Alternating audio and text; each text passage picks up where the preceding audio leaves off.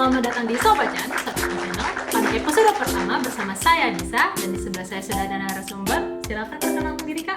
Halo Sobat Pajak, saya Dela. Dalam segmen Cupa-Cup, cuap-cuap seputar pajak. Nah, gimana keadaannya Sobat Pajak semua sekalian? Apakah baik-baik saja? Kita doakan semua Sobat Pajak itu baik-baik saja dimanapun kalian berada ya. Nah, Sobat Pajak, apa udah pernah mendengar bahwasanya itu sekarang bendahara itu menyetorkan PPN atas nama instansi pemerintah? Kalau kalian menjabat sebagai bendahara ataupun yang akan menjabat sebagai bendahara, topik ini cocok banget buat kalian loh. Karena di sini tuh kita akan membahas kewajiban bendahara instansi pemerintah terupdate ya Kak ya. Ya, Nah, itu berdasarkan PMK 59 yang merupakan perubahan dari PMK 231 ya Kak ya. betul. Yang sudah ada sebelumnya. Nah, langsung aja kita ke pembahasannya ya. Yang pertama kali Kak, aku mau tanyain sekarang. Apa sih Kak sebenarnya yang mendasari terbitnya PMK 59 ini? Oke, jadi PMK 59 ini sebetulnya didasari oleh dorongan untuk menggunakan produk dalam negeri. Jadi supaya lebih mudah juga bagi bendaharawan instansi pemerintah untuk melakukan pengadaan. Jadi lebih efisien, lebih efektif melalui sistem informasi pengadaan pemerintah.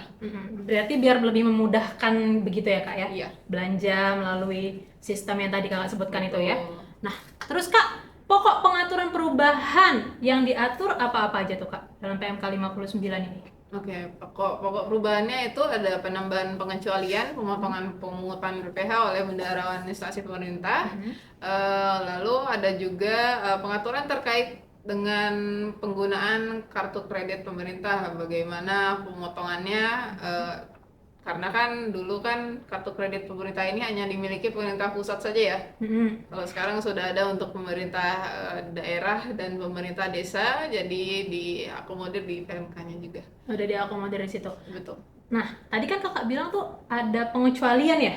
Ya. Jadi berarti di PMK sebelumnya belum ada sama sekali diatur masalah kayak gitu? Sebetulnya sudah ada, cuma ini nih ada penambahan saja di PMK-nya. Ada beberapa poin yang sebetulnya seharusnya dari aturannya sudah dikecualikan, cuma diperjelas lagi di PMK 59-nya ini. Berarti biar lebih mengklirkan apa yang sudah ada di PMK 231 yang tadi Kakak sebutkan itu ya? Ya, betul. Nah, kalau pokok-pokok perubahannya tadi yang Kakak sebutkan kan ada perubahan-perubahan yang terjadi dong. Perubahannya tuh apa-apa aja Kak? Oke, perubahannya untuk lebih jelasnya saya bagi ke pasal-pasal PPh-nya ya. Boleh. Dan PPN-nya. Nah, pertama PPh pasal 4 ayat 2 yaitu PPh final. Nah, yang berubah di sini adalah apabila bendaharawan atau instansi pemerintah ini menggunakan mekanisme uang persediaan. Lalu transaksinya ini diadakan melalui SIPP, Sistem Informasi Pengadaan Pemerintah, dan dipungut PPh pasal 22 oleh pihak lain.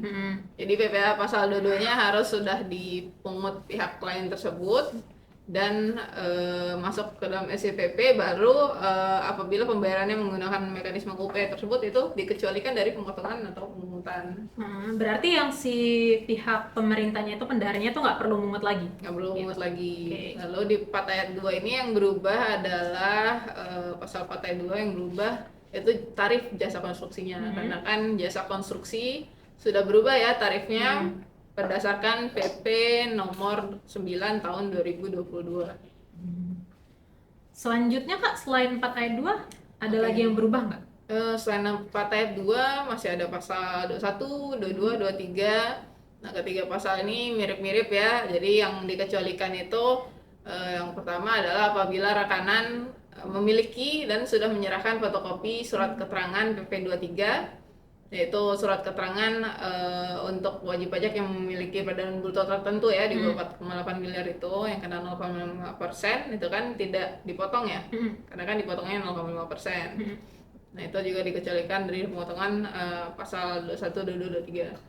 Lalu apabila rekanan punya SKB Putput, entah itu SKB Putput 21, 22, 23 gitu kan, ya asal atas pasal SKB tersebut ya tidak dipotong gitu oleh bendaharawan pemerintah.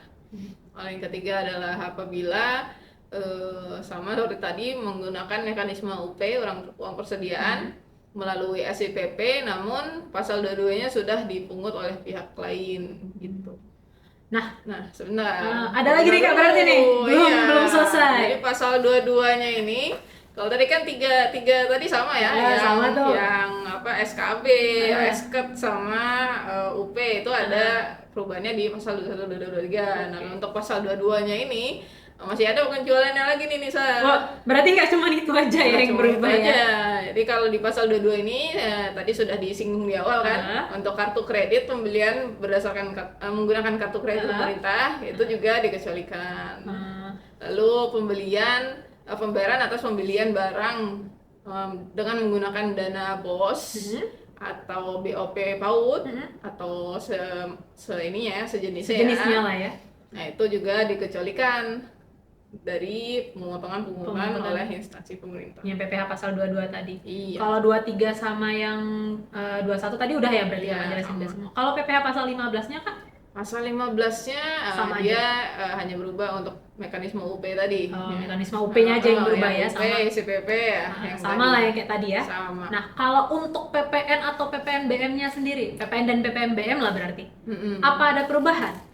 Ada perubahan juga. Ada. Nah, kalau untuk PPN ini ya yang pertama, apabila pembayarannya menggunakan kartu kredit itu tidak dikecualikan dari pemotongan dan pungutan.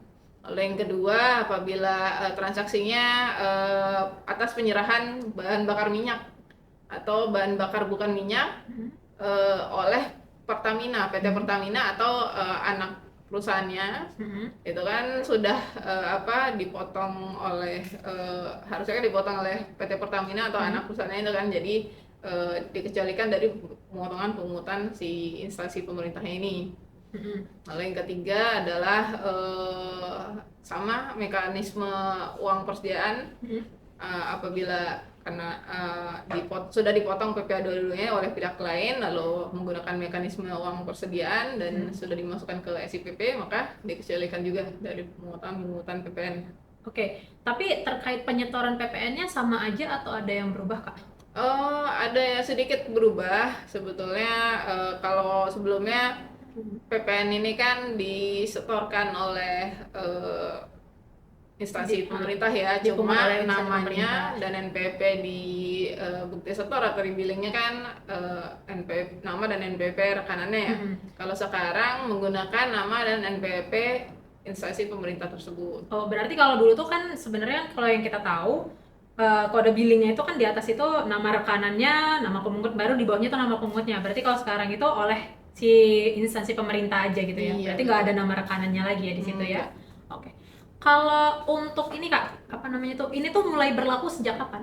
Oke, ini mulai berlaku sesuai dengan masa berlaku PMK 59-nya ya, yaitu 1 Mei 2022. Berarti di situ tanggal 1 Mei itu udah mulai berlaku lah ya? Iya. Nah, ini ada pertanyaan yang sering ditanyakan sih sebenarnya Kak oleh bendahara.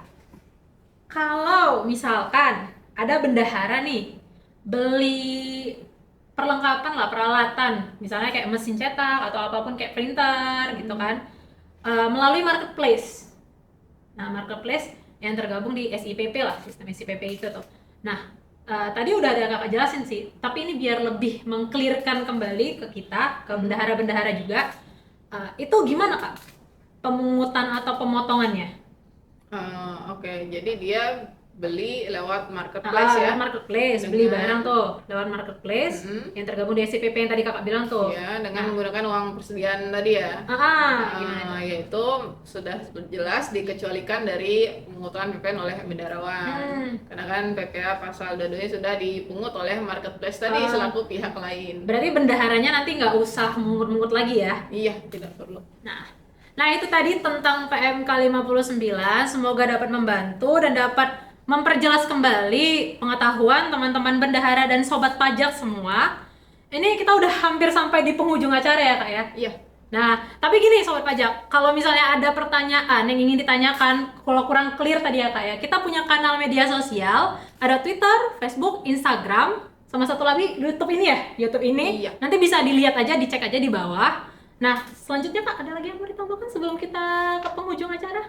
Oh iya, kebetulan saya kan dari KPP Pratama Batam Selatan ya. Oh Ini iya. kan dari KPP Pratama Batam Selatan, kebetulan kami menjadi perwakilan dari Kanwil DJP Kepulauan Riau untuk mengikuti penilaian ZI WBK WBBM, yaitu zona integritas, wilayah bebas dari korupsi, wilayah birokrasi bersih dan melayani. Nah, jadi saya mohon dukungan dan doanya dari sobat pajak sekalian agar kami bisa dinyatakan lulus lah Iya benar. oleh KPK.